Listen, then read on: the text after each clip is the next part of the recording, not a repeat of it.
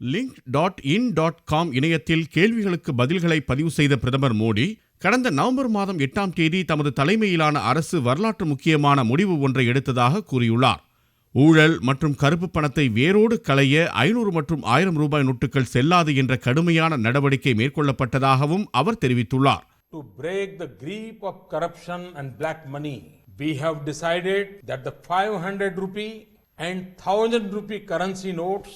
இந்த அறிவிப்பை தாம் வெளியிட்ட போது மக்களுக்கு ஏற்படக்கூடிய இன்னல்களை தாம் அறிந்திருந்ததாகவும் மோடி தெரிவித்துள்ளார்.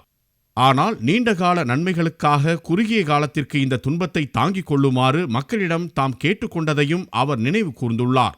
கடந்த 3 வாரங்களாக ரொக்க பணமற்ற பரிவர்த்தனைகளை மேற்கொள்ளுமாறு தாம் வலியுறுத்தி வந்ததையும் சுட்டிக்காட்டிய மோடி, பெரும் தொகையிலான ரொக்க பணம்தான் ஊழலுக்கும் கருப்பு பணத்திற்கும் அடிப்படையாக விளங்குகிறது என்றார்.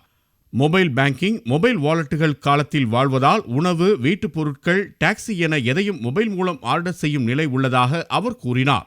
தொழில்நுட்பம் வாழ்க்கையில் வேகத்தையும் வசதியையும் ஏற்படுத்தியுள்ளது என்று குறிப்பிட்ட பிரதமர் மோடி, பலர் இந்த முறைக்கு மாறிக்கொண்டிருப்பது தமக்கு மகிழ்ச்சி அளிப்பதாக தெரிவித்தார்.